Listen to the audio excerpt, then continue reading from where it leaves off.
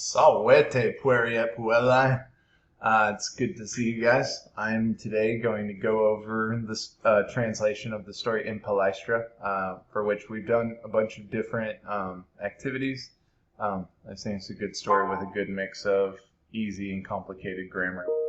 And without further ado, I'm just going to get right into it. In Palaestra, or in the exercise yard, and you can just call it a Palaestra if you want. This first sentence I'm going to spend a second on because it's got a dative noun in it. Caecilius quinto discum dedit, quod diem natalem celebrabat. Caecilius gave a disc to Quintus, quod diem natalem celebrabat, because he was celebrating his birthday. So in this first part of the sentence, Caecilius quinto discum dedit, Caecilius, dedit, gave, it's the perfect form of dot. Discum, a discus, and it's accusative, so it's the thing being given. Now we have quinto. Ends with an O, and that, as we've seen, means that it's dative. And as you know from the notes, if something is in the dative case, then it's not going to just be quintus. It'll be two quintus or four quintus. Now the difference between two and four quintus, there's nothing in the Latin that'll tell you the difference. To Romans, it was the same. When we translate it into English, there is a difference between saying Caecilius gave a discus to Quintus and he gave a discus for Quintus. That does kind of change the meaning, so you just got to rely on what makes more sense. When you're giving something, you're usually giving it to someone. You could also say Caecilius gave Quintus the discus, but I like including the two or four there. So I'm going to stop talking about that. Tum Caecilius filium ad thermas duxit, ubi palaestra erat. Then Caecilius led his son ad thermas to the baths, ubi palaestra erat, where there was a palaestra, or an exercise yard. One thing you'll notice here, up here in this sentence, quinto meant to Quintus. Down here, if we are saying ad thermas, to the baths, what's the difference? Well, in this first sentence, really, the dative is used for indirect objects, meaning things that are receiving the direct objects. In this sentence, Quintus is receiving the direct object, which is the disc. But down here, there really is no direct object. Caecilius is leading his son, and his son's receiving the action. And it's not like he's leading him to give him to the baths. It's like, here, Quintus is yours now. It's just like in space. He's moving him, he's moving location. So if you're saying, like, I'm going to the store, or I'm going to the theater, or I'm going to the baths, then that type of to would be more symbolized by an ad. But if you're saying, like, I'm giving something to someone, I'm showing something to someone, I'm doing something for someone, that's when you'd use the dative. But honestly, to me, I don't mind the difference so much, as long as you know that both quinto means to Quintus and that thermos means to the baths. It doesn't bother me one bit. Ubi palaestra erat, where there was an exercise yard. Servus quinto discum ferabat. A slave was carrying or was bringing a discus 2 or 4 quintus. And here you could kind of say it works both ways. I think it'd be 4 quintus. He was carrying or was bearing the discus 4 quintus. But maybe Caecilius gave it away and then someone brought it back to Quintus. I don't know. I don't want to dwell too much on those details. Caecilius et filius postquam thermas intraverunt ad palaestram contenderunt. Caecilius and the son, after they entered the baths, hurried to the palaestra. Turba ingens in palaestra erat. A huge crowd was in the palaestra. Quintus conspexit multos juvenes atletas pugiles. Quintus caught sight of many young men, athletes, and fighters. Usually the palaestra is pretty full of a bunch of people doing all sorts of things, kind of like going to a public gym these days. Quintus multas statuas in palaestra vidit. Quintus saw many statues in the palaestra. And Caecilius is telling him about the statues. Pompeiani atletis notissimi statuas posuerunt, inquit Caecilius. The Pompeians have put up, and that's what it'll tell you down here, or have placed statues, atletis notissimis, a dative plural here. What would make more sense? The Pompeians had placed statues to very famous athletes or for very famous athletes. Personally, I think 4 works better. So when I translate this, I'll say, the Pompeians have placed statues for very famous athletes, or have put up statues for very famous athletes. In palaestra erat porticus ingens. In the palaestra, there was a large colonnade, which is like a long hallway lined by columns. It tells you down here, colonnade. You can look them up on Google. Basically a place for people to stand in the shade. Spectatores in porticus dabant. The spectators were standing in the colonnade. Servi spectatoribus vinum offerebant. Another dative plural here. Servi spectatoribus vinum offerebant. The slaves were offering wine to the spectators. Quintus turbam prope porticum vidit. Atleta ingens in media turba stabat. Quintus saw the crowd near the portico or the colonnade. Atleta ingens in media turba stabat. The huge athlete was standing in the middle of the crowd. Quis est atleta ille? Rogavit Quintus. Who is that athlete?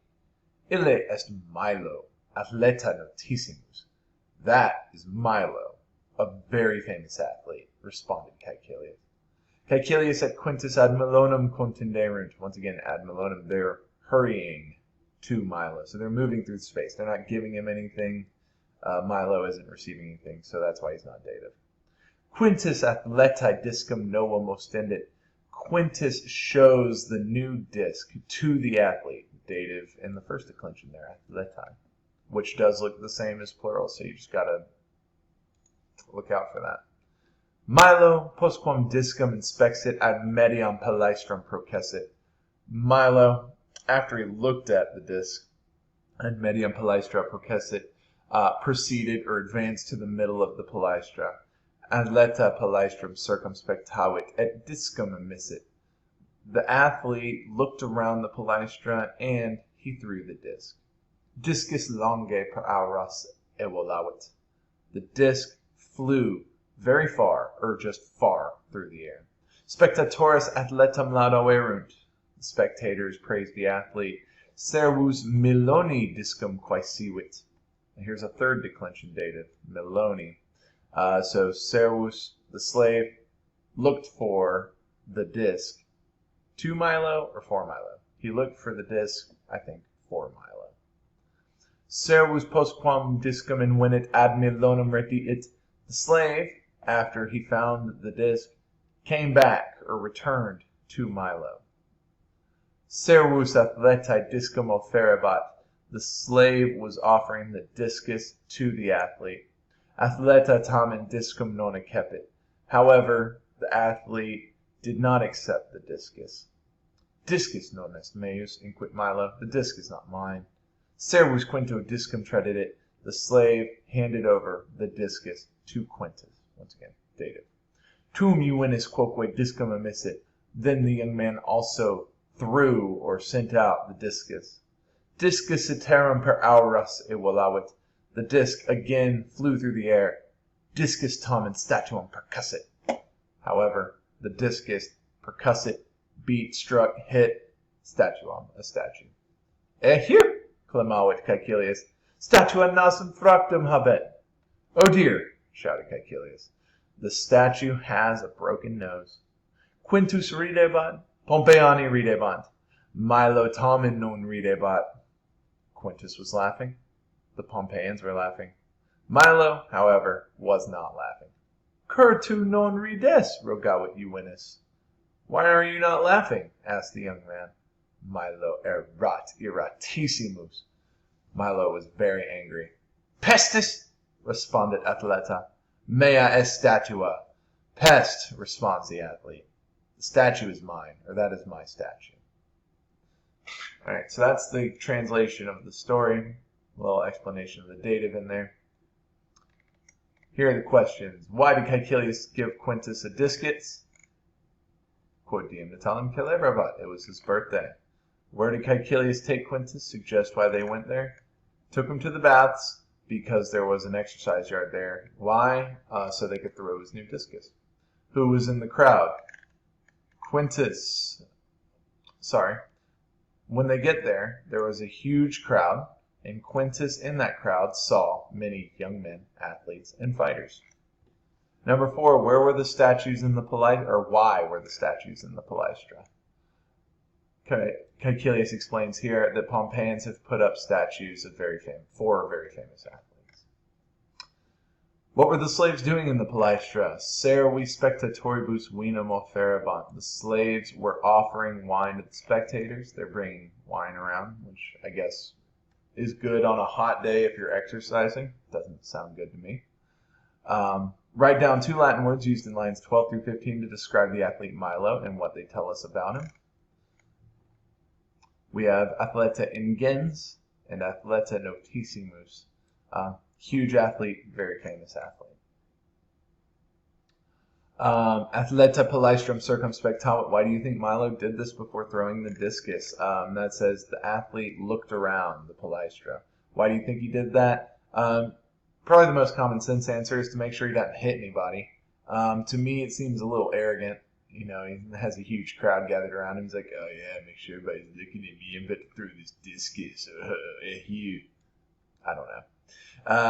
How did the spectators react in line 20? Why did they react in this way? In line 20, spectatores athletam laudaverunt. They praised the athlete. Why? Because he threw the discus really far, and that's awesome. Let's see. How did the discus non est meus. What had just happened to make Milo say this? The disc is not mine. In line 24, right before that, the slave, after he found the discus, returned to Milo. The slave offered Milo the discus.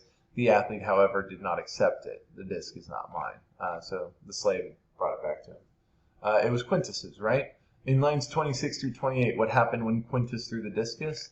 Well, discus tamen statuam percussit. It struck a statue. It's got a broken nose. And how is Milo's reaction different from that of the Pompeians? And do you think he was right to behave as he did? And why? Well, obviously, here, Quintus and the rest of the Pompeians are laughing. Milo's not. Why aren't you laughing? Because it was my statue, and you broke its nose, you jerk. Is he right to act this way? Yeah, sure. I mean, maybe I would laugh. Because it's going to get fixed. But he also has every right to be mad about that. I mean, Quintus, what are you doing, man? Leave the disc throwing to the big athletes. All right, well, that's it for me. For many of y'all, this will be the last time you hear my voice before spring break. Enjoy. You guys deserve it. It's been quite the year of March. Miss y'all. Much love, and be safe.